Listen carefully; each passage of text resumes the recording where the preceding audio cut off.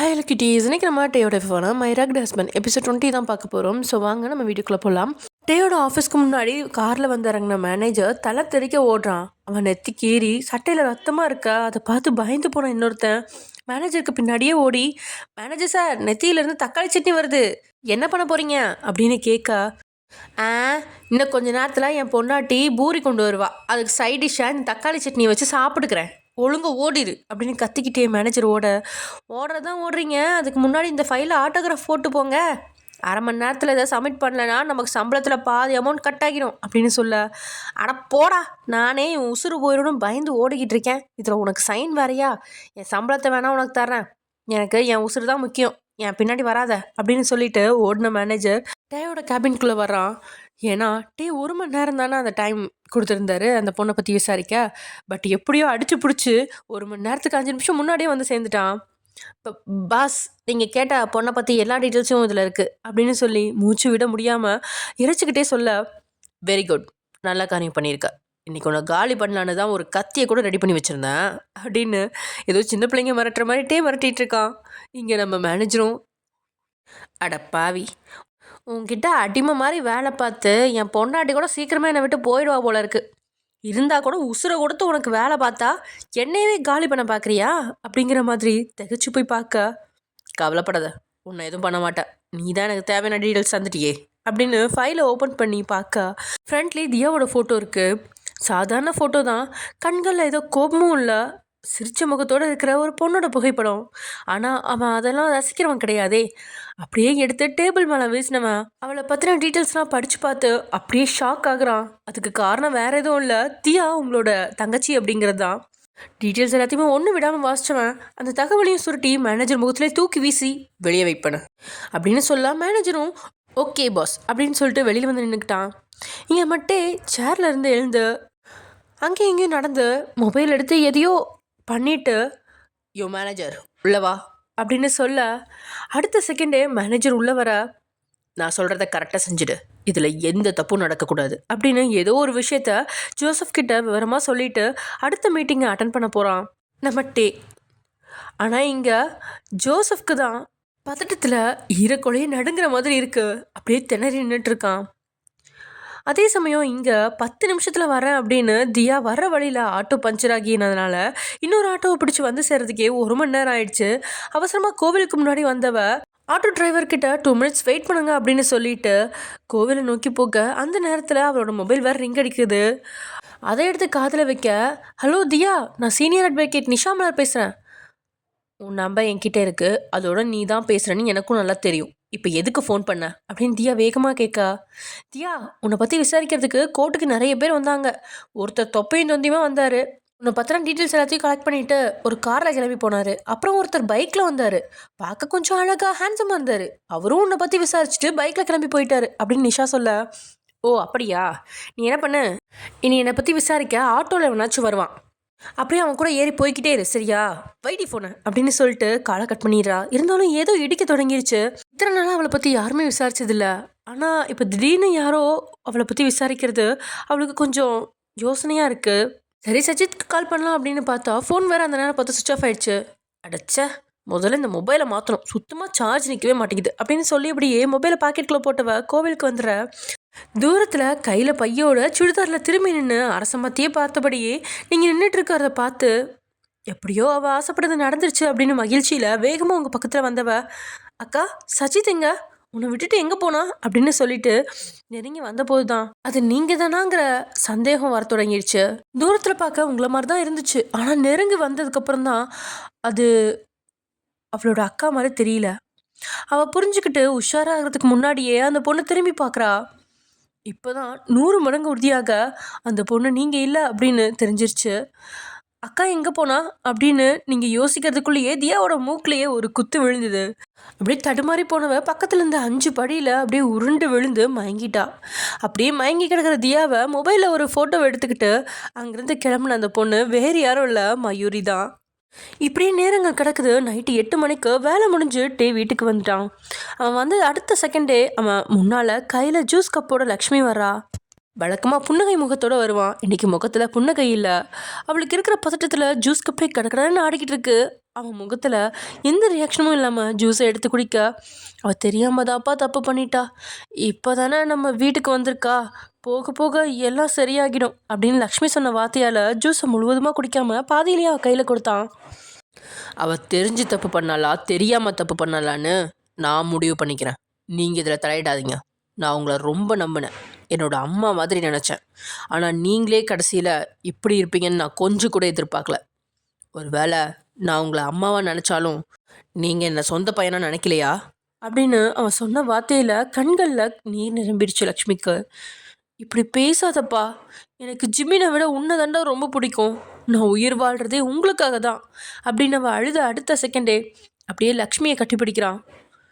Sorry, மன்னிச்சிடுங்க லக்ஷ்மி அம்மா, இனிமேல் அந்த மாதிரி எப்பவும் பேச மாட்டேன்.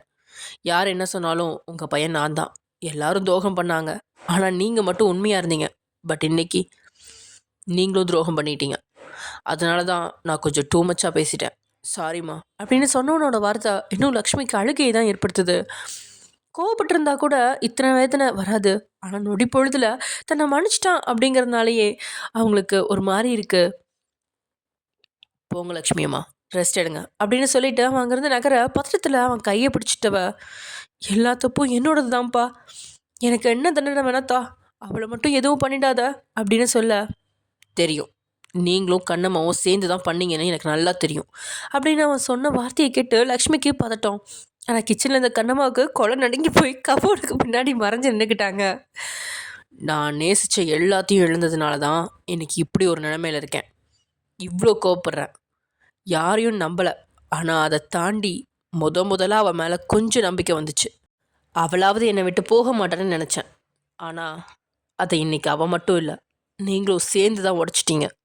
பட் இட்ஸ் ஓகே, நான் உடஞ்சி போகிறது இது முதல் முறை எதுவும் இல்லையே, அதனால் என்னை நானே தேத்திக்கிறேன் அப்படின்னு சொன்னவன் வன்மத்தை கக்காம சின்ன புன்னகையோட பெட்ரூம்குள்ளே போகிறான்.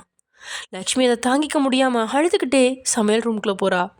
நேராக பெட்ரூம்குள்ளே வந்தவன் கூலை கோட்டை கழட்டி கட்டிலில் போட்டு சட்டை படங்களையும் கழட்டினவன் வாட்ச் மொபைல்னு எல்லாத்தையுமே டேபிளில் வச்சுட்டு இருக்கும்போது தான் அப்படின்னு முழங்கல் சத்தம் கேட்டு தலையை திருப்பி பார்க்க அங்கே தான் சோஃபாவில் உங்களோட கை காலெலாம் கட்டப்பட்டு வாயில் ஒரு செலோட்டப்பையும் ஒட்டி கண்களில் தேங்கி நிற்கிற கண்ணீரோடு உட்காந்துருக்குறீங்க. நீங்கள் தான் வீட்டை விட்டு போனீங்களே, அப்புறம் எப்படி இங்கே வந்தீங்க? இங்கே தாங்க உங்களோட கெட்ட நேரம் பர்ஃபெக்டாக வேலை செஞ்சுருக்கு. வீட்டை விட்டு ஓடி போக முடிவு பண்ண நீங்கள் ஸ்டார்டிங்லேயே காம்பவுண்டு விட்டு ஏறி குதிக்கிறதுக்கு முன்னாடி கண்ணம்மா லக்ஷ்மி 2 பேரையும் மீட் பண்ணி வீட்டை விட்டு போகிறத பற்றி சொல்லிட்டீங்க. வயன், நீ என்ன சொல்கிற? இந்த மாதிரியெல்லாம் பேசக்கூடாது. ஒழுங்காக உன் கையில் இருக்க பையை கொண்டு உள்ளே போ. இது டேக்கு தெரிஞ்சால் எவ்வளோ பெரிய பிரச்சனையாக வரும்னு உனக்கு தெரியாதா அப்படின்னு உங்கள் மேலே லக்ஷ்மி கோவப்பட, லக்ஷ்மியோட வார்த்தையை கேட்கும்போதே உள்ளுக்குள்ளே பயம் தொற்றிக்குது உங்களுக்கு. இருந்தாலும் தியா சொன்ன விஷயங்கள் எல்லாமே உண்மை அப்படின்னு நம்பி அதை அப்படியே லக்ஷ்மிக்கிட்டேயும் ஒத்து வைக்கிறீங்க. லக்ஷ்மிக்கும் உண்மையில் என்ன நடந்தது அப்படின்னு தெரியாதனால ஒரு நொடி குழம்பிட்டா. என்ன சொல்கிற வயன், இவ்வளோ பண்ணிட்டானா? ஆனால் அவன் அப்படியெல்லாம் பண்ணுறவே இல்லையே அப்படின்னு தான் அந்த நேரத்துலையும் யோசிக்கிறாங்க. ஆனாலும் பக்கத்தில் இருந்த கண்ணம்மாவோ, சொல்ல முடியாதுமா, கோவத்தில் தம்பி என்ன வேணால் பண்ணுவார். ஒரு வேளை பாட்டியோட காலை உடைச்சு ஒயனோட தங்கச்சியும் கேவலப்படுத்தினாலும் கேவலப்படுத்தியிருப்பார் அப்படின்னு கண்ணம்மா சொன்ன அடுத்த செகண்ட் இதுக்கு மேலே யோசிக்கல, உங்களை வழி அனுப்பி வச்சுட்டா. லக்ஷ்மி, நீங்களும் பத்திரமா கோவிலுக்கு வந்துட்டீங்க, சஜித்தையும் பார்த்துட்டீங்க. சஜித்தும் தியாவுக்கு ஃபோன் பண்ணி சொல்லிட்டான். ஆனால் இந்த இடத்துல தான் ஆஃபீஸ்லேருந்து நம்ம தியாவை பற்றின எல்லா உண்மைகளையும் கண்டுபிடிச்சிட்டான். அப்படியே கொஞ்ச நேரம் யோசிக்கிறான். தியாவோட கண்களே ஏதோ ஒரு வில்லத்தனம் தெரிஞ்சிச்சு. அப்படின்னா அவள் ஏதோ செய்ய போகிறா அப்படிங்கிறது அவனுக்கு புரிஞ்சிருச்சு. அதனால் வீட்டில் இருக்க எல்லா சிசிடிவி கேமராலையுமே பார்க்குறான். வீட்டுக்கு வெளியில் எந்த கேமராலையுமே நீங்கள் தென்படல. ஆனால் வீட்டுக்குள்ளே மட்டும் ஒய்யாரமா பைய முதுகில் தூக்கிக்கிட்டு சுடிதாரோட வெளியில் வந்த உங்களை பார்த்து சந்தேகப்படுறான். அப்படியே பாடி கார்ட்ஸை வச்சு நீங்கள் இருக்கிற இடத்த கண்டுபிடிச்சி தூக்கிட்டான். மயூரியை வச்சு தியாவையும் சாய்ச்சிட்டான். கடைசியில் பாடி கார்ட்கள் உங்களை வீட்டுக்குள்ளே வச்சு கட்டி போட்டு போயிட்டாங்க. இதுக்கு பருத்தி போட்ட குடோன்லேயே இருந்திருக்கலாமே அப்படிங்கிற உங்கள் மைண்ட் வாய்ஸு எனக்கும் புரியுது. என்ன பண்ண, கடவுள் தப்பிச்சு போகிற குடுப்பனையே உங்களுக்கு கொடுக்கல. அதுக்கு பதிலாக டேக்கு காதல்னா என்னன்னு புரிய வைக்கிற சக்தியை தான் உங்களுக்கு கொடுத்துருக்குறாரு. மெல்ல உங்கள் பக்கத்தில் வந்தவன், என்ன மேடம், என் பெர்மிஷன் இல்லாமல் வெளியே போகக்கூடாதுன்னு நேற்றுக்கு தானே உங்ககிட்ட சொன்னேன். ஏன் முன்னாடி எல்லாத்துக்கும் ஆமா சாமின்னு தலையாட்டிட்டு இன்னைக்கு உன் தங்கச்சி வந்த உடனே வீட்டை விட்டு ஓடி போகலான்னு பிளான் போடுறியாவா என்மா அப்படின்னு அவன் சொன்னதை கேட்டதும் தொண்டைக்குழியில் தண்ணியெல்லாம் வற்றி போனது மாதிரி பயந்து போய் நீங்கள் அப்படியே கண்ணு வைக்காமல் அவனை பார்க்குறீங்க. என்ன சைலண்டில் போட்ட மொபைல் மாதிரி அமைதியாக்கிட்டா? உனக்கு எவ்வளோ கொழுப்பு இருந்தா இப்படி ஒன்று பண்ணியிருப்ப. இவ்வளோ நாளாக பாவம் ஒன்றும் தெரியாத பொண்ணு அவளாக பக்குவப்பட்டு வர்ற வரைக்கும் ஃபிசிக்கல் ரிலேஷன்ஷிப்பை ஸ்டார்ட் பண்ண வேண்டாம்னு நினச்சேன். ஆனால் இப்போ நீயே உன் தலையில் மண்ணள்ளி போட்டுக்கிட்ட. குளிச்சுட்டு வந்து புருஷன் பொண்டாட்டிக்கிட்ட எப்படி நடந்துப்பாங்கிறத இன்னைக்கு நான் உனக்கு காட்டுறேன், சரியா? அப்படின்னு சொன்னவன் உங்களோட வாயில் இருந்த செலோடைப்பை லவக்குன்னு கழட்டிட்டு அங்கேருந்து நகர. நீங்கள் தானே என்கிட்ட உனக்கு பிடிக்கலன்னா நீ வீட்டை விட்டு போன்னு சொன்னீங்க, அதனால தான் நான் போனேன் அப்படின்னு நீங்கள் சொல்ல போயிட்டு இருந்தவன் அப்படியே திரும்பி உங்களை முறைச்சி பார்த்தபடி, நான் போக சொன்னா போயிடுவியா அப்படின்னு தென்னாவட்டா கேட்க அவன் ஏன் அப்படி கேட்குறான்னு புரிஞ்சுக்க முடியாமல் ஆமான்னு தலையாட்டுறீங்க. ஏற்கனவே நீங்கள் பிளான் போட்டு வீட்டை விட்டு போயிட்டீங்க அப்படிங்கிறதே நெருப்பாக கொதிச்சிட்ருக்க உங்களோட வார்த்தைகள் வேற இன்னும் நெருப்பை எரிமலை குழம்பா மாற்றுது. நேராக உங்கள் பக்கத்தில் வந்தவன் உங்களோட கழுத்தை பிடிச்சி அப்படியே எழுப்பி, நீ போகிறதுனா எங்கே வேணா போ, எனக்கு அதை பற்றி கவலை இல்லை. ஆனால் போகிறதுக்கு முன்னாடி முழுசாக உன்னை எனக்கு தந்துட்டு போ, சரியா? அப்படின்னு பல்ல கடிச்சு ஆத்திரத்தில் முடிஞ்ச அளவுக்கு கட்டுப்படுத்தினவன் அப்படியே ட்ரெஸ் சேஞ்சிங் ரூம்குள்ளே போயிட்டான். ஏற்கனவே என்ன செய்வானோ அப்படிங்கிற பயத்தில் இருந்தீங்க. ஆனால் இப்போது அவனோட வார்த்தை உங்களுக்கு எந்த மாதிரியான தண்டனையை கொடுக்க போகுது அப்படிங்கிறத சொல்லாமல் சொல்லுது. அப்படியே உங்களுக்கு அதை நினச்சி அடிவயத்தில் புளியை கரைச்சி ஊற்றுற மாதிரி இருக்குது. கையும் கட்டப்பட்டிருக்கு, காலும் கட்டப்பட்டிருக்கு. சத்தம் போட்டு அழுதும் பிரயோஜனம் இல்லை. இனி உங்களோட நிலைமை அதோ கதி தான் அப்படிங்கிற மாதிரி கண்ணீரோடு உட்காந்துருக்கீங்க. அதே சமயம் இங்கே நைட்டு ஒரு 9 மணி வாக்கில் கண் விழிக்கிறா தியா. சுற்றி ஃபுல்லாக இருட்டு.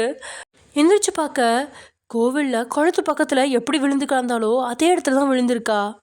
அப்படியே வெளியில் வர மழை வேற பிடிச்சிருச்சு. ஃபுல்லாக மழை, நல்லா நனைஞ்சிட்டா. அவள் ஃபோனும் சுவிட்ச் ஆஃபு. வேறு வழி இல்லாமல் அங்கேருந்து அப்போ தான் ஒரு கார் வர அதில் லிஃப்ட் கேட்டு ஏறுறா. அவனும் உங்களை ஒரு மாதிரியாக தான் பார்க்குறான். என்ன அவன் பொம்பளைங்களை பார்க்காத மாதிரியே பார்க்குறானே அப்படிங்கிற மாதிரி யோசிச்சுட்டு பின்னாடி ஒரு குட்டி பொண்ணும் ஒருத்தனும் உட்காந்துருக்காங்க. அப்போது அந்த பையன் ஹிந்தியில், மச்சான் ஒரு சின்ன பொண்ணு கூட ஒரு பெரிய பொண்ணும் மாட்டியிருக்கா, இன்னைக்கு அவளை விருந்தாக்கிடலாம் அப்படின்னு ஃபோனில் பேசிட்டு காலை கட் பண்ண இந்த தியா உஷாராகிட்டா. ஏன்னா அவளுக்கு ஹிந்தி நல்லாவே தெரியும். இதனால் ஓரக்கனால கண்ணாடி வழியாக பின்னாடி இருக்கிற குழந்தைய பார்க்க அந்த குழந்தையும் சத்தம் இல்லாமல் அழுதுகிட்டு தான் இருக்குது. அட படுபாவி பான்புறாக்காரனுங்களா, உங்கள் அட்டூழியம் தாங்க முடியல, இன்னைக்கு உன்னை என்ன பண்ணுறேன்னு பாருங்கடா அப்படின்னு நினச்சிக்கிட்டே பேக்கெட்டில் கையை விடுறா. பேக்கெட்டில் எப்பவுமே பெப்பர் ஸ்ப்ரே இருக்கும், இன்றைக்கி அது இல்லை, ஒரே ஒரு பிளேடு மட்டும்தான் இருக்குது. வல்லவனுக்கு புல்லு வாங்கிடும் அப்படிங்கிற மாதிரி கார் ஓட்டிகிட்டு இருந்தவன் சரியாக பிரேக்கில் கால் வச்சு பிரேக் அழுத்தும் போது அவனோட தலையை பிடிச்சி அப்படியே ஸ்ட்ரையரிங்கில் இடித்து அவனை கதிகலங்க செஞ்சிட்டா. இதனால் பின்னாடி இருந்தவன் உஷாராகி தியாவோட கழுத்தை பிடிக்க சின்ன பிளேடை வச்சு அவன் கையில் 4-5 கோடை தாறுமாறாக போட அவன் வழியால் துடிக்கிற நேரத்தில் காரை ஓட்டிக்கிட்டு இருந்தவன் பிரேக்லேருந்து காலை எடுத்து ஆக்சிலேட்டரை மிதிக்க கார் தடுமாறி போய் ஓரமாக நிறுத்தி வச்சுருந்த ஒரு பெரிய ஜாக்வா காரில் மோதிடுச்சு. அடுத்து என்ன சொல்ல வேணும்? அடுத்த அரை மணி நேரத்தில் தியா அங்கே இருக்க லாக்கப்பில் இருக்கா. அதே சிறையில் தான் காருக்குள்ளே இருந்த 2 பேரும் இருக்க. ஐயோ சிஸ்டர் அடிக்காதீங்க, விட்டுடுங்க, தெரியாமல் தப்பு பண்ணிட்டோம், உங்கள் காலில் வேணால் விழுந்து கெஞ்சி கேட்குறோம், விட்டுடுங்க அப்படின்னு அந்த 2 பேரும் பயங்கரமாக கத்திட்டு இருக்கானுங்க. ஏன்னா அங்கே கிடந்த ஒரு பாத்திரத்தை எடுத்து அடி நொங்கு எடுத்துட்டா தியா. அதை பார்த்துட்டு இருந்த அந்த போலீஸும், என்ன சாமி இந்த பொண்ணு இப்படி அடிக்கிறா அப்படின்னு இன்னொரு போலீஸ்கிட்ட கேட்க, இவளை இப்படியே விட்டா அவனுங்க 2 பேரையும் அடித்து கொன்னுடுவா, அப்புறம் நமக்கு தான் பிரச்சனை, இவளை தூக்கி பக்கத்து கூண்டில் போடியா அப்படின்னு சொன்னதுனால 2 பெண் காவலாளிகள் வந்து தியாவை வழுக்கட்டாயமாக இழுத்து பக்கத்து கூண்டில் போட்டுறாங்க. டேய் நீங்கள் தப்பிச்சதான் நினச்சிக்காதீங்க, எப்படியா இருந்தாலும் இந்த கூண்டை உடச்சிட்டு வந்து உங்களை அடித்து துவச்சி எடுக்கல நான் தியா இல்லடா அப்படின்னு கத்தி எல்லாரையும் கொலை நடுங்க வச்சுட்டா. தென் அவளுக்கும் மயூரிக்கிட்ட அடி வாங்கினதில் லைட்டாக தலைவலிக்க அப்படியே தலையில் கை வச்சுட்டு சமணங்கால் போட்டு உட்காந்துட்டா. அந்த நேரம் பார்த்து வெளியிலேருந்து ஒரு போலீஸ் 2 பேர்த்த உள்ளே இழுத்துட்டு வராங்க. அந்த 2 பேர் வேற யாரும் இல்லை, நம்ம ஜிமினும் அவனோட ஃப்ரெண்டும் தான். சார் ப்ளீஸ் விட்டுருங்க சார், நாங்கள் தெரியாமல் தப்பு பண்ணிட்டோம் அப்படின்னு ஜிமினும் அவனோட ஃப்ரெண்டும் லேசான குடுபோதலையே கெஞ்ச அந்த போலீஸ்காரன் 2 பேர்த்தையும் தியா இருந்த சிறைக்குள்ளே தள்ளுறான். ஜிமின் கீழே விழாமல் கம்பியை பிடிச்சி நின்றுட்டான். ஆனால் அவனோட ஃப்ரெண்டு முழு போதையில் குப்புற கவிழ்ந்து விழுந்தபடி, தகப்பா ஒரு தலையணை இருந்தால் போட்டு விடு அப்படின்னு சொல்ல லத்தி எடுத்து அவன் மேலே வீசின போலீஸ், குடிச்சு மட்டையாகி பணக்கார வீட்டில் பிரச்சனை பண்ண உனக்கு நான் அப்போ வேறையா? உங்களை மாதிரி பசங்களை எஸ்ஐ சார் வந்ததுக்கப்புறம் கவனிப்பார் அப்படின்னு சத்தம் போட்டுட்டு அங்கேருந்து நகர்றான். ஜிமின் இதனால் தரையில் காலை நீட்டி உட்காந்துக்கிட்டவன் தலையில் கையை வச்சபடியே உட்காந்துருக்கும் போது தியாவை பார்க்குறான். முகம் சரியா தெரியல அப்படின்னாலும் ஏதோ குடிகாரி போல தான் அவ்வளோ கண்ணுக்கு தெரியுறா. அவனுக்கு தான் துணைக்கு யாராவது கிடைச்சாலே கலாய்க்க தோணுமே. இதனால் பாப்பா எத்தனை கிளாஸ் குடிச்ச, நான் வேணா தலையில் மசாஜ் பண்ணி தரட்டுமா அப்படின்னு அவன் கிண்டலாக பேச்சு கொடுக்க இங்கே தியாவுக்கு பயங்கரமாக கோவம் வருது. தலை நிமிந்து அவனை முறைச்சி பார்த்தவளை கண்டு வியக்கிறான். ஒரு வார்த்தை சொன்னதுக்கே கோவத்தில் மூக்கெல்லாம் செவந்து போயிருக்க. காலில் கிடந்த ஷூவை தூக்கி வீசுறா.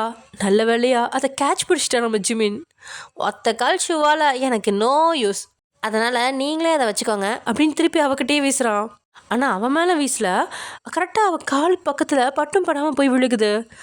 ஆத்திரத்தோடு எழுந்து அவசரமாக அந்த ஷூவை போட்டவ, குட்டிக்கார கம்முனாட்டி, எவ்வளோ தைரியம் இருந்தா ஏன்கிட்ட வம்புழுப்ப, நான் எவ்வளோ பெரிய லாயர் தெரியுமா அப்படின்னு கொந்தளிக்கா.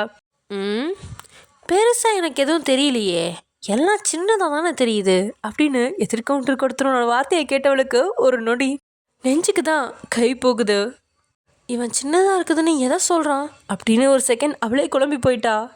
டேய் பொம்பளை பிள்ளைய பாடி ஷேம் பண்ணுறியா அப்படின்னு அவள் கொதிக்க, நீங்கள் மட்டும் ஆம்பளை பிள்ளைய குடிகாரன்னு சொல்கிறீங்களே அப்படின்னு அவனும் விடாமல் பேச, நீ ஒரு குடிகாரன் தான்டா, உன் பக்கத்தில் நிற்க முடியல, ஸ்மெல் 10 வீட்டு நாறுது, உன்னை மாதிரி குடிகாரனுங்களை நடு ரோட்டில் நிற்க வச்சு சுடணும்டா அப்படின்னு அவன் மூச்சு விடாமல் கத்த. எக்ஸ்கியூஸ் மீ மேடம், சுடுறதா இருந்தால் எனக்கு 2 தோசை சுட்டுடுங்க அப்படின்னு போதையில் ஜிமினோட ஃப்ரெண்டு வளர ஓடி வந்து அவன் வயிற்றுலேயே ஓங்கி மிதிச்சவ, இன்னொரு முறை வாயை திறந்தனா உன்னை போட்டு தள்ளிடுவேன் ஜாக்கிரதை அப்படின்னு மிரட்ட. இங்கே பாருங்க, தாயில்லா பிள்ளையான என் உயிர் நண்பனை தூக்கி போட்டு மிதிக்காதீங்க, இதெல்லாம் சுத்தமாக நல்லா இல்லை அப்படின்னு ஜிமின் சொல்ல. எது சரியில்லை, முதல்ல நீ வெளியில வா, உன்னை அப்புறமா வச்சுக்கிறேன் அப்படின்னு வாயிலே முழங்க. அப்புறம் மட்டும் இல்லை, இப்போ வேணாலும் என்னை வச்சுக்கோ ஜிமின் மறுபடியும் சொல்ல. இப்படி குறுக்கால பேசுவாங்கள பார்த்தாலே கோவம் வரும். அதில் கலாய்க்கிற மாதிரி கமெண்ட் பண்ணுறவனை பார்க்கும்போது இன்னும் கொலவெறியே ஏறுது. இருந்தாலும் பல்ல கடிச்சு அமைதியாகி விலக, கிளவியோட ஃபோனை ஆட்டையை போட்டவனும் இவனும் ஒரே கேஸ் போல இருக்கு, விளங்காத ஜென்மங்க அப்படின்னு நினச்சிக்கிட்டு இருக்கும்போதே அங்கே வந்த போலீஸ் ஒருத்தன், உங்களை பற்றின டீட்டெயில்ஸ் எல்லாம் இதில் எழுதி தாப்பா அப்படின்னு சொல்லி ஜிமின் கிட்ட ஒரு பேப்பரை கொடுக்க, அவனும் அதில் எல்லா டீட்டெயில்ஸையும் எழுதி தரான். சார் ஒரே ஒரு ஃபோன் பண்ணும் சார் அப்படின்னு தியா கெஞ்ச. அடைக்கு என்னவா நீ வேற, எஸ்ஐ சார் வர டைம் ஆச்சு, இப்போ வேற கெஞ்சுற, இந்தா சீக்கிரம் பேசிட்டுதா அப்படின்னு மொபைலை கொடுத்த அடுத்த செகண்ட் ரித்திக்கு ஃபோன் பண்ணுறா. அவன் ஃபோன் அட்டன் பண்ண உடனே போலீஸ் ஸ்டேஷனுக்கு வா அப்படின்னு சொல்லிட்டு டீட்டெயில்ஸ் எல்லாத்தையும் சொல்லிட்டு கால் கட் பண்ணுறா. அவன் போலீஸ்கிட்ட கொடுக்கறதுக்காக கையை நீட்ட போகும்போது அந்த ஃபோனை பறிச்ச ஜிமின், நானும் ஒரு ஃபோன் பண்ணிக்கிறேன் அப்படின்னு சொல்லிட்டு டேக்கு தான் ஃபோன் பண்ணுறான். புது நம்பர் அப்படிங்கிறனால டே ஃபோன் அட்டன் பண்ணல. அவன் இன்னொரு முறை முயற்சி செய்கிறதுக்குள்ள அந்த போலீஸ் மொபைலையும் பிடுங்கிட்டு, யோ இது யாரோட தாலி அப்படின்னு ஜிமினை பார்த்து ஒரு மஞ்சள் கயிறு தாலியை நீட்டுறான். அவன் என் ஏஞ்சல் மச்சான் அப்படின்னு பக்கத்தில் இருந்த ஃப்ரெண்டு வளர, இவன் வேற ஒருத்தன் அப்படின்னு சொல்லிக்கிட்டே லபக்குன்னு தாலியை பிடுங்கி பாக்கெட்டுக்குள்ளே போட்டவன், சார் அது என் ஃப்ரெண்டோட தாலி தான், அவன் 10 வருஷமாக லவ் பண்ண பொண்ணுக்கு கல்யாணம்னு சொல்லி பேச்சுலர் பார்ட்டிக்கு கூட்டிகிட்டு போய் குடிச்சு மட்டையாகி அவள் கழுத்தில் தாலி கட்ட போகிறேன்னு பிரச்சனையை உருவாக்கிட்டான். அதுதான் சார், வேறு வழி இல்லாமல் அவன் கை காலை கட்டி காருக்கு பின்னாடி தூக்கி போட்டு வீட்டுக்கு தான் சார் போயிட்டு இருந்தோம். அதுக்கு முன்னாடி நீங்கள் குடிச்சிட்டு காரை ஓட்டுறேன்னு இங்கே கூட்டிகிட்டு வந்துட்டீங்க. உங்களை பார்க்க வேற வீட்டில் கிடக்கிற என் வீணா போன அப்பா மாதிரி இருக்கு, என்னை விட்டுடுங்க சார் அப்படின்னு நம்ம போலீஸே வெறுப்பேற்ற முறிச்சுக்கிட்டே அந்த போலீஸும் அங்கேருந்து போயிட்டாங்க. எல்லாத்தையும் கலாச்சி பேசுகிற நம்ம ஜிமினோட வார்த்தையை கேட்டு அவனை முறைச்ச தியா, டேய் நீ எல்லாம் தெரிஞ்சுதான் பேசுறியா இல்லை தெரியாமல் பேசுறியா, அவர் ஒரு போலீஸ், அவரை நீ வெறுப்பேத்துற, அவர் உன்னை தூக்கி போட்டு மிதிச்சா என்னடா பண்ணுவ, உண்மையிலேயே உனக்கு மூளை இருக்கா, நீ எல்லாம் எந்த நேரத்தில் பிறந்த அப்படின்னு அவ கத்த. ஆக்சுவலி நான் நல்ல நேரத்தில் தான் பிறந்தேன், ஆனால் என்ன பிறந்த குடும்பம் தான் சரியில்லை, நீங்கள் வேணால் என் கூட வாங்களேன், என் ஃபேமிலியை உங்களுக்கு இன்ட்ரடியூஸ் பண்ணி வைக்கிறேன் அப்படின்னு நேரம் தெரியாமல் அவகிட்ட வம்பிழுக்க, பார்வையாலேயே அவனை கொலை செஞ்சுற மாதிரி பார்த்தவ, உன்னா அப்புறம் வச்சுக்கிறேன்டா அப்படின்னு முனங்க, அதான் பர்மிஷன் தந்துட்டனே என்னை வச்சுக்கோங்க அப்படின்னு மறுபடியும் கிண்டல் பண்ண. ஜெயிலோட கம்பியை அழுத்தி பிடிச்சு அவள் ஆத்திரத்தை கட்டுப்படுத்தி நிற்கும் போதே அந்த ஸ்டேஷனுக்குள்ளே எஸ்ஐ உள்ளே வர்றான். அவனை பார்த்து அடுத்த செகண்ட் கண்களை அகல விரிச்சு அதிர்ச்சியோட நின்னவ திடீர்னு முகத்தை திருப்பிக்கிட்டு, ஆத்தாடி இவனா, ஊரில் எனக்கும் இவனுக்கும் வாய்க்கால் தகராறு வேற இருக்கே, இப்போ இவன்கிட்டயா வந்து மாட்டணும் அப்படின்னு அவன் நினச்சி முடிக்கிறதுக்குள்ள, யோ ப்ராஸ்டியூஷன் பண்ணுறவங்கள பிடிச்சிட்டு வர சொன்னா குடிகாரங்களை எதுக்குடா பிடிச்சிட்டு வந்தீங்க அப்படின்னு அவன் கேட்க, சார் அவங்களெல்லாம் பாதி பேர்த்த பிடிச்சிட்டு வந்தாச்சு, மீதி ஆட்களை கொண்டு வர போலீஸ் ஜீப் போயிருக்கு. இப்போ ஜெயிலில் இருக்க 5 பேரில் 2 பேர் குழந்தைங்களை கிட்னாப் பண்ணுற கேஸில் வந்திருக்காங்க, 2 பேர் குடிகாரனுங்க, அப்புறம் ஒரு பொண்ணு இருக்கா அப்படின்னு கான்ஸ்டபிள் சொல்ல, முதல்ல அந்த பொண்ணையும் கூட இருக்க குடிகாரங்களையும் வெளியில் கூட்டிட்டு வாயா அப்படின்னு சொல்லி சேரில் உட்காந்துட்டான். இங்கே ஜிமினோட ஃப்ரெண்டு அப்புறம் தலைமுடியால் முகத்தை மூடியபடியே தியாவும் வந்து அவங்க முன்னாடி நிற்க அவங்கள பார்த்த முகம் சொல்லிச்சுவன், ஒரு காலத்தில் பயலவை தான் குடிச்சிட்டு ரோட்டில் கிடந்து தான் பார்த்துருக்கேன், இப்போ பொண்ணுங்களும் தொடங்கிட்டாளுங்களா, எந்த ஜென்மத்தில் பிறந்ததோ அப்படின்னு சொல்லிட்டு அவங்கள பற்றின டீட்டெயில்ஸை பார்த்தவன் தியாவோட டீட்டெயில்ஸை பார்த்து அடுத்த செகண்ட் அதிர்ச்சியோட எழும்புறான். நேராக வந்து தியாவுக்கு முன்னாடி நின்று கை அவளுக்கு முன்னாடி சொன்னவன், ஏய் நீ அந்த கிழவியோட பேத்தி தியா தானே அப்படின்னு சரியாக கேட்க மாட்டிக்கிட்டா தியா. இதுக்கு மேலே என்ன செய்ய முடியும் அப்படிங்கிற மாதிரி தலைமுடிய கை விரலால் ஸ்டைலை கோதி பின்னாடி போட்டுட்டு முகத்தை நேருக்கு நேராக காட்டியவ, ஹாய் மாமா நல்லா இருக்கியா, உன் பொன்னாட்டி பிள்ளைலாம் நல்லா இருக்காங்களா அப்படின்னு கேட்ட வார்த்தையால் அவனுக்கு கோவம் தலைக்கேறுது. ஏய் என்ன ஓவர்லேருந்து பண்ணுறியா, உன்னை தாண்டி சென்னையில் ரொம்ப நாளாக தேடிக்கிட்டு இருந்தேன், அன்னைக்கு கல்யாண மேடையில் வச்சு என்னை கேவலப்படுத்தி உன் அக்காவை கூட்டிகிட்டு போனேன், அதை நான் மறக்கவும் மாட்டேன் அப்படின்னு அந்த எஸ்ஐ கோபத்தில் வெடிக்கிறான். சரியா 1.5 வருஷத்துக்கு முன்னாடி இந்த எஸ்ஐ ஒரு ஜீப் ஓட்டுற போலீஸாக தான் இருந்தான். அந்த நேரத்தில் தான் உங்களுக்கும் இவனுக்கும் கல்யாண ஏற்பாடு நடந்துச்சு. அதுவும் உங்கள் சித்தியோட தூரத்து சொந்தம் அப்படிங்கிறனால தியா எக்ஸாம் எழுத போன நேரத்தில் ரகசியமாக திருமணத்தை முடிக்க நினச்சாங்க. ஆனால் தியா சரியான நேரத்தில் அதுவும் மணமேடையில் வச்சு இவன் லஞ்சம் வாங்குறது, குடிக்கிறது, பொண்ணுங்களை வச்சு பிஸ்னஸ் பண்ணுறதுன்னு எல்லா தப்பையும் எல்லாரும் முன்னாடி சொல்லி அவனை கேவலப்படுத்தி தைரியமாக உங்களை மேடையிலேருந்து அழைச்சிட்டு வந்துட்டா. அன்னைக்கே அலமு நீங்கள் தியா மேலே கொலவரி இருக்கு. ஆனாலும் ஊரில் இருக்கிறவங்க அவன் தப்பானவன் அப்படின்னு தெரிஞ்சுக்கிட்டு ஊருக்குள்ளேயே ஏற்றுக்கல. இதனால தான் அவனால் அவங்கள எதுவும் செய்ய முடியல. எப்படியும் அவனுக்கு தான் மேலே கோவம் இருக்குது அப்படிங்கிறது தெரிஞ்சாலும் தியா அதுக்கெலாம் பயப்படவே இல்லை. ஏன்னா இன்னும் கொஞ்ச நேரத்தில் ரித்திக் வந்துடுவான், அதுக்கப்புறம் அவளாவது காவல் நிலையத்தில் இருக்கிறதாவது அப்படிங்கிற மாதிரி தான் அவன் நின்றுட்டுருக்கா. அப்படியே தியாவை மேலும் கீழுமா பார்த்தவன், 1.5 வருஷத்துக்கு முன்னாடி ஒல்லி குச்சியாக இருந்த, இப்போ கொஞ்சம் புசுன்னு தாண்டி இருக்க, அன்னைக்கு என் அக்காவோட வாழ்க்கையை காப்பாற்ற எல்லாரும் முன்னாடியும் என்னை கேவலப்படுத்தினியே, இன்னைக்கு உன்னை எப்படி காப்பாற்றிக்க போகிற என் மாமா மகளே அப்படின்னு அவன் கேட்க, என்னை காப்பாற்றிக்க எனக்கு தெரியும், நீ மூடு அப்படின்னு அவனோட இடத்துல இருந்துகிட்டே தியா தைரியமாக பேசுகிறா. தியாவோட தைரியத்தை பார்க்கும்போது தான் இன்னும் கோவம் தூண்ட தூரத்தில் உட்காந்து இந்த ரிப்போர்ட்டரை கையால் சிக்னல் காட்டி கூப்பிட்டவன், யோ ரிப்போர்ட்டர் நீ இங்கே எதுக்கே வந்திருக்க அப்படின்னு கேட்க, சார் ஹோட்டல் ரைடு பண்ணி நிறைய ப்ராஸ்டியூட்டை அரெஸ்ட் பண்ணதாக சொல்லியிருந்தாங்க, அதான் அவங்கள ஃபோட்டோ எடுக்கிறதுக்காக வந்தேன், பாதி பேர்த்த எடுத்துட்டேன் சார், இன்னும் பாதி பேர் வந்துட்டுருக்காங்க, அவங்கள ஃபோட்டோ எடுக்கிறதுக்கு தான் வெயிட் பண்ணுறேன் அப்படின்னு ரிப்போர்ட்டர் சொல்ல, இன்னொரு தடவைலாம் யாரும் வரப்போகிறதில்ல, அவங்க வந்தாச்சு, அதான் இந்த பொண்ணு தான் ப்ராஸ்டியூஷன் பண்ணுறவங்களோட தலைவி, இவளை முதல்ல ஃபோட்டோ எடு அப்படின்னு சொன்னவன் திடீர்னு தியாவோட கையை பிடிச்சி அங்கே ஏற்கனவே அரெஸ்ட் பண்ணி வச்சுருந்த 4 ப்ராஸ்டியூட்களோட இடையே தள்ளிட்டான். தியா தடுமாறி கீழே விழுந்தாலும் இன்றைக்கி ஃபோட்டோ எடுக்க மட்டும் விட்டா நாளைக்கு மானம் போகும் அப்படிங்கிறதுனால உஷாரா முகத்தை கையால் மறைச்சபடி எழுந்தவ, என்ன ரொம்ப ஓவராக போகிற, பழைய பகையை வச்சுக்கிட்டு என்கிட்ட மோதிர வேலை வச்சுக்காத அப்படின்னு சொல்லி தியா கோவப்பட, என்னடி கையை சுண்டி பேசுகிற நாயே, அன்னைக்கே உன்னை காலி பண்ண பார்த்தேன், ஊருக்காரங்க தான் நீ இருக்க பக்கமே வரவிடலை, இன்னைக்கு உன்னை என்ன பண்ணுறேன்னு பார் அப்படின்னு சொல்லி அந்த எஸ்ஐ தியாவோட தலைமுடியை பிடிக்க, தியா லேசப்பட்டவெல்லாம் கிடையாதே, அவன் கையை பிடிச்சி கடிச்சு வைக்க, ஆ நாயே அப்படின்னு சொன்னபடியே அவகிட்ட இருந்து கையை விடு வச்சு உதர்னவன் அவளை கேவலப்படுத்தணும் அப்படிங்கிறதுக்காகவே அவளோட சட்டையை கீறுற நோக்கத்தில் சட்டையில் கை வைக்க தியா ஒரு செகண்ட் பதறி போயிட்டா.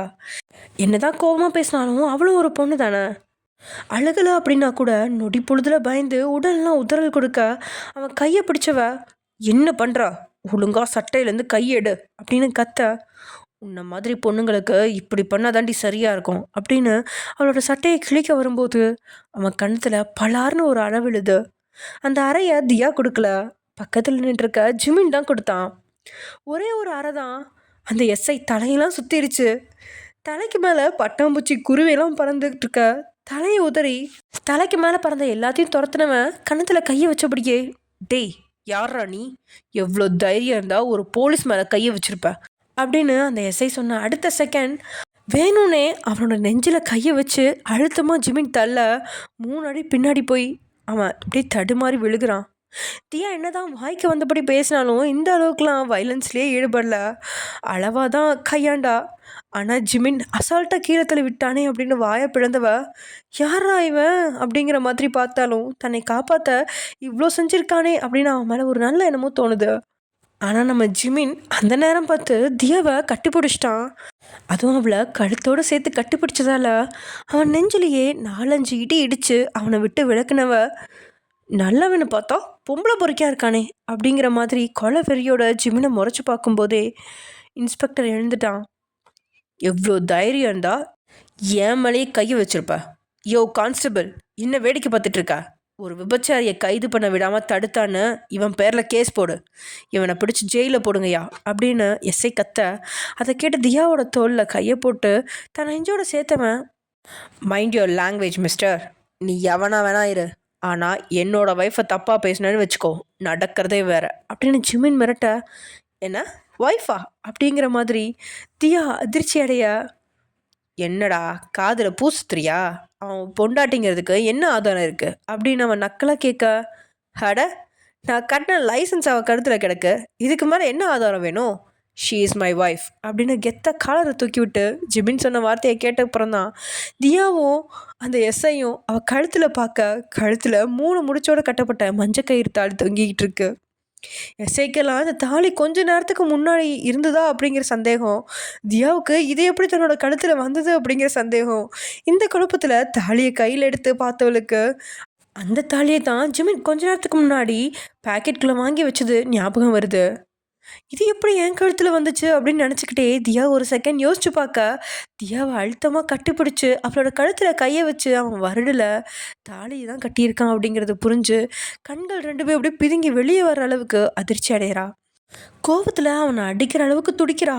ஆனால் இப்போது அந்த போலீஸ்காரங்கிட்டேருந்து தப்பிக்கலை அப்படின்னா நாளைக்கு நியூஸ் பேப்பரில் ஃபோட்டோ வந்து தன்னோட மான மரியாதைலாம் போயிடும் அப்படிங்கிறதுக்காக திடீர்னு அவனோட கையில் பிடிச்சு அவன் தோளில் சாஞ்சவ, போலீஸ் அங்கிள், இவர் தான் என் புருஷன், இவர் யார் தெரியுமா, வக்கீல் சத்தியமூர்த்தி, கேள்விப்பட்டிருக்கீங்களா, அவரோட பையன் ராகவ் சத்தியமூர்த்தி. ஆக்சுவலி நான் ஒரு சாதாரண வக்கீல் தான், ஆனால் என் ஹஸ்பண்ட் சுப்ரீம் கோர்ட் வக்கீல். இவர் நினச்சா உங்களை என்ன வேணால் பண்ண முடியும், அது உங்களுக்கு தெரியுமா சார் அப்படின்னு தியா சொன்ன வார்த்தையை கேட்டதும் அந்த எஸ்ஐக்கு வியர்த்து ஊற்ற ஆரம்பிச்சிருச்சு. அதை பார்த்தவளுக்கு உள்ளுக்குள்ளே கொண்டாட்டம் தான். பேபி, சம்மந்தமே இல்லாமல் ஒரு பொண்ணு ப்ராஸ்டியூட்னு முத்திரை குத்துனா என்ன தண்டனை கொடுப்பாங்கன்னு உங்கள் வாயாலே சொல்லி கொடுங்க அப்படின்னு தியா சொல்ல, தியா தோளில் சாஞ்சதுலேருந்து அவளே கண்ணு வைக்காமல் பார்த்துட்டு இருந்த நம்ம ஜிமின் திடீர்னு தியா சொன்னதை கேட்டு திகச்சு, அடிப்பாவி, உனக்கு ஹெல்ப் பண்ணால் மாட்டியா விடுற அப்படிங்கிற மாதிரி நினச்சாலும், யா ஷோர் டார்லிங் அப்படின்னு சொல்லிட்டு எஸ்ஐயை பார்த்தவன், அது வந்து இபிகோ 110லேருந்து கொஞ்சம் எடுத்து 175லேருந்து கொஞ்சம் எடுத்து எல்லாத்தையும் மிக்ஸ் பண்ணி அப்படின்னு அவன் தடுமாற இங்கே தியாவுக்கு பக்குன்னு ஆயிடுச்சு. அட சண்டாலா, கிண்டல் பண்ணுறதுக்கு மட்டும் வாய்க்கிலேயே பேசினியே, உனக்கு ஒரு சட்டம் கூடவா தெரியாது, உன்னைய போய் எவ்வளோ பெரிய லாயர்னு சொல்லிட்டேன் அப்படின்னு சொல்லி மனசுக்குள்ள காரி துப்புனவ, ஸ்டாப் பேபி, இவன்கிட்ட சொல்லி பிரயோஜனம் இல்லை, நம்ம செயலில் காட்டிடலாம். ஓகே சார், எங்கள் கூட ரெடியா அப்படின்னு தியா தைரியமாக கேட்க, இங்கே எஸ்ஐக்கு இருந்த தைரியம் எல்லாமே காலியாயிடுச்சு. ஏற்கனவே ஊர்லேருந்து அடித்து துரத்திட்டாங்க, ஏதோ வேலை இருக்கிறதுனால சமாளிச்சிட்ருக்கான். இந்த வேலைக்கும் ஆப்பு வச்சிட்டா நிலமை தாறுமாறும் ஆகிரும் அப்படிங்கிறதுனால, சாரி மிஸ்டர் ராகவ், தியாவும் நானும் ஒரே ஊருக்காரங்க, அதான் சும்மா கிண்டல் பண்ணேன், நீங்கள் தப்பாக நினச்சிக்காதீங்க, நீங்கள் உங்கள் ஒய்ஃபை கூட்டிகிட்டு கிளம்புங்க சார் அப்படின்னு சொல்லிட்டு அதுக்கு மேலே பேச்சு கொடுக்காம நைஸாக அங்கேருந்து ரூமுக்குள்ளே போயிட்டான். தியாவும் இதுக்கு மேலே பிரச்சனை எதுவும் வேண்டாம், அதோட அங்கே இருக்கவும் வேண்டாம் அப்படின்னு ஜிமினோட கையை பிடிச்சி வெளியே அழைச்சிட்டு வர, என்ன இந்த பொண்ணு ஏன் கையை பிடிச்சி இழுத்துட்டு போகிறா, படத்தில் ஹீரோ தானே ஹீரோயின் கையை பிடிச்சி இழுத்துட்டு போகணும் அப்படின்னு நினச்சவன் அப்படியே ஒரு சுருட்டி தியாவோட கையை தன் கையிலேருந்து விடுவிச்சு அவன் தியாவோட கையை பிடிச்சி கெத்தா ஸ்டேஷன்லேருந்து வெளியில் கொண்டுட்டு வர, thank you for your help mister அப்படின்னு சொல்லி கையை நீட்டா அவள் கை கொடுக்க தான் வரா அப்படின்னு வேகமாக கையை சட்டையில் அழுத்தி தொடச்சிட்டு சுத்தம் செஞ்சுட்டு கையை நீட்டுறான் நம்ம ஜிமின். 2 பேரும் கை குலுக்கிக்குவாங்க அப்படின்னு பார்த்தா, தியா அவனோட கையில ஒரு பொருளை கொடுத்துட்டு தன்னோட கைய எடுக்கிறா. அந்த பொருள் வேற எதுவுமே இல்ல. கொஞ்சம் செகண்ட்ஸ்க்கு முன்னாடி ஜிமின் தியாவோட கழுத்துல கட்டின தாலி தான். ஜிமின் அவளுக்கு உதவி செய்ய கட்டியிருந்தாலும், அது ஒரு உண்மையான தாலி அப்படிங்கிறதுனால அவனுக்கு கொஞ்சம் அதிர்ச்சியா தான் இருக்கு. ஆனா தியாவோட முகத்துல பெருசா எந்த ரியாக்ஷனும் இல்ல. அடிப்பாவி! உசுர கொடுத்து உன் கழுத்துல தாலி கட்டினா, இப்படி அசால்ட்டா கழட்டி தந்துட்டியேடி! இது ஜிமினோட மைண்ட் வாய்ஸ். கவலைப்படாத ஜிமின், நீ மட்டும் யாருன்னு தெரிஞ்சிருந்தா அவள் இந்த தாலியை இப்படி கழட்டி இருக்கவே மாட்டா. உன் உசுரை தான் எடுத்திருப்பா. ஓகே ஃப்ரெண்ட்ஸ், இதோட இந்த எபிசோட் முடியுது. நெக்ஸ்ட் எபிசோட் என்ன நடக்க போகுது அப்படிங்கிறத நெக்ஸ்ட் எபிசோடில் பார்க்கலாம். Okay, by.